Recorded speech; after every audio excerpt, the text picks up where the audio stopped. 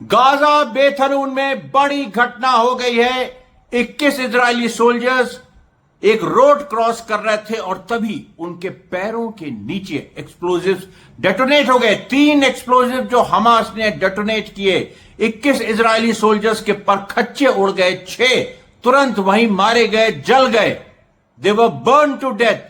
और उसके अलावा जो बाकी इजरायली सोल्जर्स 16 से 17 बुरी तरह से घायल हैं, जिनके बारे में हमास का कहना है कि उसमें और भी कम से कम 6 और मारे गए हैं, जिनको घायल के रूप में इजराइल पेश कर रहा है। अमरेश मिश्रा स्पीक्स के इस विशेष संस्करण में आपका स्वागत है। यह बड़ी घटना घट गई और मैंने सोचा कि मैं सीधे आपको बताऊं। इसके साथ 2 और खबरें हैं। एक, यमन ने फिर से एक मार की है रेड सी में, और ईरान में जो पेजेशकियान जो प्रेसिडेंट है, उन्होंने जो टकर कार्लसन को इंटरव्यू दिया, उस इंटरव्यू को लेके इरानियन जो लॉ मेकर्स हैं, उन्होंने क्वेश्चन किया अपने प्रेसिडेंट को कि तुम्हारा टोन बिल्कुल गलत था, तुम सबसर्विएंट टोन था, तुम एग्रेसिव नहीं थे अमेरिका के प्रति। ये देखिए ईरान में मूड है। अपने प्रेसिडेंट के वो लोग खिलाफ वो लोग बोल रहे हैं कि तुम जो हो एग्रेसिव नहीं थे, तुमने खामनेई साहब की लाइन ठीक से तुमने फॉलो नहीं की। ये बात खामनेई पे, ये पेजेशकियान पे सीधे आरोप लग रहे हैं। ये 3 बड़ी खबरें हम आपके बीच ला रहे हैं। सबसे बड़ी बात ये हुआ क्या? अच्छा, ये हुआ क्या, देखिए इसमें क्या है कि अभी टाइम्स ऑफ इंडिया और तमाम अखबार, हिंदुस्तान टाइम्स चोरी करके, मुझसे चोरी करके, मेरे सोर्सेस को पैसा देके ये लोग खबरें चुराते हैं, बाकी चैनल्स भी, और ये लोग अभी चलाना शुरू कर देंगे। अब सोचिए, मैं एक अकेला यूट्यूब मैं चलाता हूं, मेरे 1,30,000 35,000 फॉलोअर्स हैं। टाइम्स ऑफ इंडिया के लाखों में 70-80 लाख हिंदुस्तान टाइम्स, और ये लोग मुझसे कंपीट करते हैं। ये कितनी बेइंसाफी। यही चीज दुनिया में हो रही है कि जो सच्चा आदमी है उसको दबाया जा रहा है, उससे आप बड़ी बड़ी ताकतें उससे कंपीट कर रही है। अब इजराइल, अमेरिका हमास से लड़ी है, लेकिन फिर भी हमास उनको हरा रहा है। जैसे अमरेश मिश्रा यहां पर बैठ के टाइम्स ऑफ इंडिया और हिंदुस्तान टाइम्स और तमाम BBC, गार्जियन, तुम ले आओ जिसको तुम्हें लाना है सामने, सबको हमने हराया है और हम हराते रहेंगे। ये मेरे जो हमारे सब्सक्राइबर्स हैं, ये इनकी ताकत है और ये इनका जुनून है जो ये मेरे साथ रहते हैं, और मेरा जुनून और उनका जुनून एक ही है, और इसीलिए ये चैनल इतना बढ़ रहा है। तो अभी आप देखिए कि हुआ क्या एक्चुअली, मैं आपको बताता हूं। कल रात की 10 बजे की ये घटना है। कल रात 10 बजे, इसमें कहीं भी गफलत में मत पड़िएगा, जो भी कोई बताए। कल रात की 10 बजे की घटना है, जिसकी सूचना आज सुबह आई। और इस घटना में एक नेत्जा यहूदा एक IDF की जो बटालियन है, उसके सोल्जर्स करीब 20-21 पैदल एक रोड को क्रॉस कर रहे थे। वो रोड सेफ समझी गई थी और उसी में एक्सप्लोजिव हो गया। एक्सप्लोजिव डेटोनेट हो गए, एक के बाद एक 3 एक्सप्लोजिव डेटोनेट हुए हैं।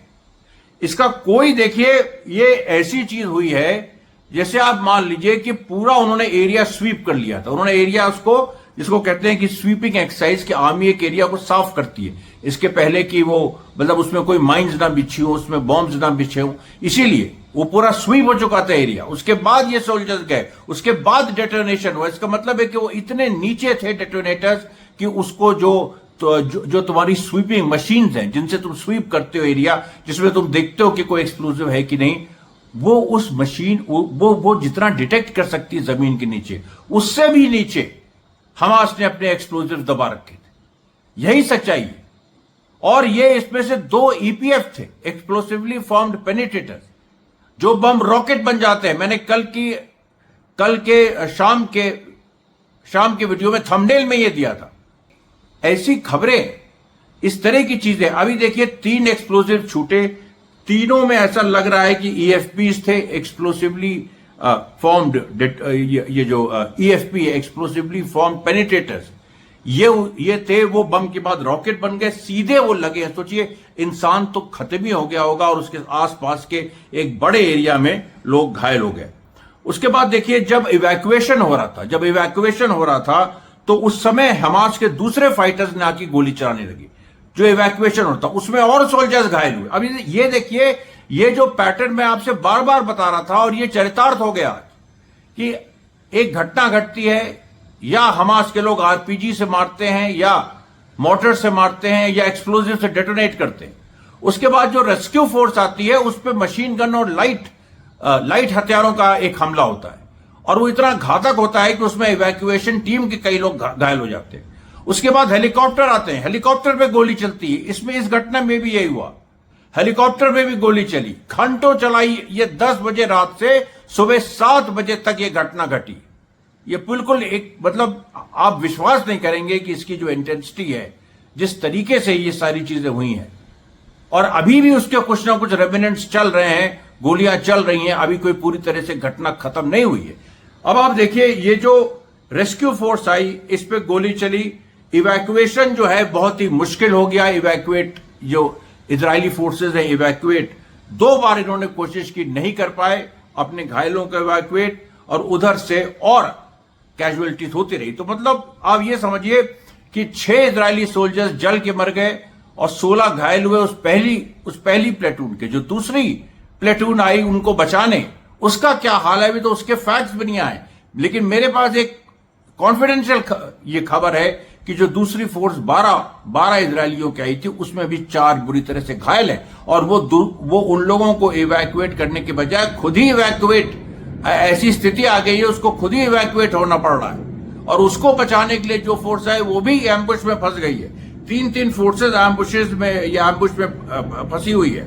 और उसके बाद इजराइल ने एडमिट कर लिया है 4 सोल्जर्स की तो फोटो भी जारी कर दी है कि 4 सोल्जर्स मारे गए उनके। 6 माना है उन्होंने, 4 की फोटो अभी तक रिलीज की है। उसके बाद तमाम हाई तौबा मची हुई है हिब्रू प्लेटफॉर्म्स में कि a difficult incident in northern Gaza, more than a dozen IDF soldiers have been caught, they have been ambushed, high तौबा मार मची हुई है। Rescue team was also attacked, ये मारिफ कह रहा है।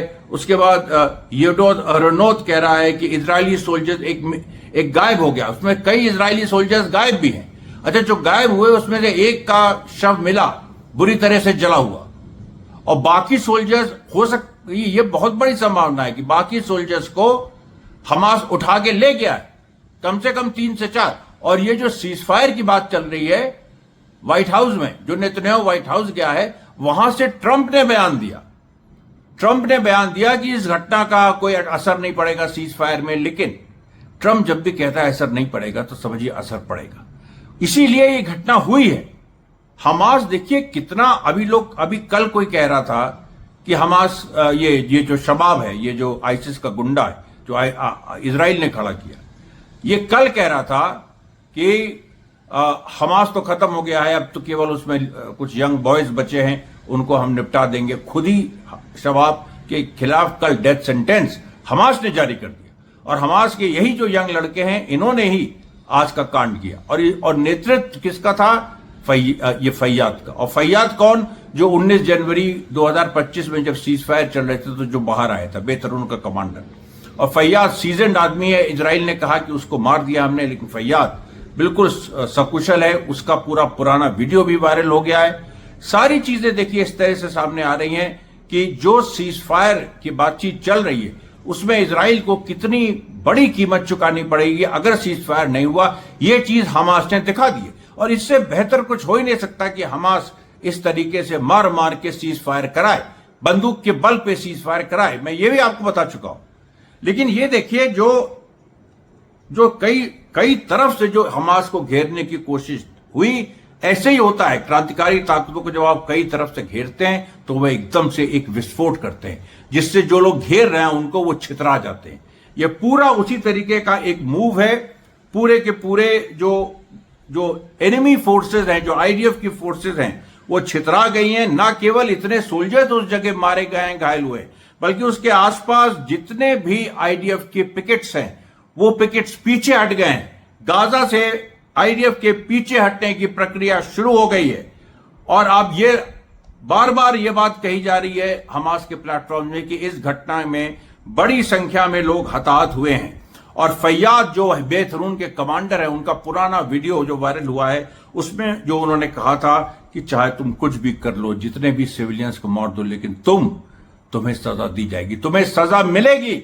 ये बात फैयाद ने कही थी। और Faiyad stood true to his words. Faiyad stood true to his words. ये बात देखिए, ये एक फैयाद, केवल फैयाद एक नाम नहीं है, वो खुद एक बंदूक की गोली है। और खतरनाक गोली। और जब वो चलती है, जब वो बाहर आता है, तो अच्छे से अच्छे जो ये ज़ायनिस्ट हैं, आईडीएफ के लोग हैं, ये थर्राने लगते हैं। ये पूरा साबित हो गया है। उसके बाद दूसरी घटना यमन की। अब यमन में देखिए, जो यमन ने परसों एक शिप पूरी डुबो दी थी, इजराइल की पूरी शिप डुबो दी थी। उसके बाद आज फिर वो घटना हो गई है। कल रात को फिर एक ship 51 nautical miles from Hodeidah, जहां पर इजराइल ने बॉम्बिंग की थी, बॉम्बिंग की इजराइल ने। उसके बाद एक और शिप, जो कल मेरा प्रसारण था जो रात का, उसके बाद की घटना है। यमन ने एक और शिप उसको डुबो दिया, जो इजराइल बाउंड शिप थी। जो यूके एमटीयू है, United Kingdom maritime trade organisation, उसने फिर से बयान दिया है कि एक और शिप यमन ने पूरा तहस नहस कर दी है। ये बड़ा डेवलपमेंट है। इसके बारे में आपको मैंने बताया था, स्मोत्रिच ने कल कहा था कि हमें ये नहीं मालूम था यमन के पास इतनी ताकत है कि यमन हमारी शिप्स भी अब डुबो रहा है, अमेरिका छोड़ के भाग चुका है। उधर बेन गुरियन एयरपोर्ट पे जो कल हमले हुए हैं, वो उसकी सच्चाई छुपाई गई, लेकिन उसमें बड़ा नुकसान इजराइल का हुआ है। बेन गुरियन एयरपोर्ट, एश्कलोन, अशदोद, इन सारी जगहों पे बड़ा नुकसान इजराइल का हुआ है। और उसको लेके हक्का बक्का है सब लोग कि कहीं ये फिर से वही आग का दरिया जो चारों तरफ बनाया जा रहा है कि यमन, और अभी देखिए हिजबुल्लाह की फायरिंग शुरू होने वाली है। यमन, हिजबुल्लाह, हमास, ये सब मारेंगे। उधर से इराक भी मारेगा, और फिर ईरान तो भाई। और ईरान को लेके जो बड़ी खबर आई है वो ये आई है कि ईरान को लेके फिर से युद्ध शुरू होने जा रहा है। 100% ये बात तय हो गई है, क्योंकि नेतन्याहू ने ट्रंप से परमिशन ले ली है कि ईरान पे फिर से युद्ध होगा। और ये जो बात है, ये ईरान समझ रहा है। इसीलिए देखिए, जो पेजिशकियान का, उनके प्रेसिडेंट का जो इंटरव्यू टकर कार्लसन से था, उस इंटरव्यू में पेजिशकियान ने भले ही बातें कही अपने राष्ट्र हित के हिसाब से, लेकिन उनका टोन बहुत वीक था। और इस समय ईरान में कोई इतना टोन वीक करके बोले अमेरिका से, उसको लोग टॉलरेट नहीं करेंगे। और पार्लियामेंटेरियंस ने पेजिशकियान को चिट्ठी लिखी, इसी तरह के वीक टोन अगर रहा तो हम तुमको इम्पीच कर देंगे। पूरी ये चिट्ठी उन्होंने कहा कि कुछ चीजों में तो आपने सही बोला, लेकिन आपने जो कुछ ऐसी बातें कही कि हम नेगोशिएशंस के लिए तैयार हैं, हम अगर ट्रंप चाहे तो वो मिडिल ईस्ट की तस्वीर बदल सकता है। ये कौन सी गुलामों वाली भाषा है पेजिशकियान? बताओ कौन सी गुलामों वाली भाषा है? पेजिशकियान की इस समय हालत खराब है। उसको देखिए, पूरा जो पार्लियामेंटेरियंस हैं उन्होंने चिट्ठी लिखी है, पेजिशकियान तुम इम्पीच कर दिए जाओगे। और ये अमेरिका वाला इम्पीचमेंट नहीं होता है जिसमें जो फर्जी होता है, जिसको इम्पीच किया जाता है, छोड़ दिया जाता है। ये ईरान है। ईरान में पेजिशकियान इम्पीच हुआ तो सीधे जेल जाएगा। और जेल जाने में यही बात है कि तुम अमेरिका के प्रति सॉफ्ट क्यों? तुमने ये कैसे कह दिया कि ट्रंप एक नया मिडिल ईस्ट बना सकता है? ठीक है, तुमने बना सकता है क्या, लेकिन क्यों कहा? ट्रंप पे किसी को कोई विश्वास है? ट्रंप ने, जिसने ट्रंप उस अमेरिका का प्रेसिडेंट है जिसने हिरोशिमा नागासाकी में एटम बम गिराए, 5 लाख से ऊपर लोगों को मार दिया। आज तक वहां लोग विकलांग पैदा होते हैं। और उसने ईरान पे हमला किया, वो हमला फर्जी था, फिर भी ट्रंप ने उसको हिरोशिमा नागासाकी से कंपेयर किया। बिल्कुल पागलों की तरह। और एक इरानियन महिला ने बड़ा जबरदस्त बोला इस पे, और उस इरानियन महिला ने कहा कि ये कहने वाले कौन होते हैं? ये ट्रंप, ईरान से, अमेरिका के पास इतने न्यूक्लियर बॉम्ब्स हैं, सैकड़ों हैं, पूरी दुनिया खत्म कर सकता है अमेरिका। इजराइल के पास है, ईरान क्यों नहीं रख सकता है न्यूक्लियर टेक्नोलॉजी?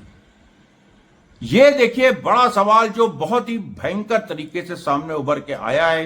ये सारी घटनाएं हो गई हैं। हम देखिए, ये स्पेशल वीडियो आपके लिए हमने बनाया है, और हम दूसरे वीडियो को लेके हाजिर होंगे आज रात में। अगर कुछ और होता है तो मैं बीच में फिर से लाऊंगा, लेकिन एक दूसरा वीडियो अब शाम को आएगा। तब तक के लिए धन्यवाद साथियों, बहुत बहुत धन्यवाद।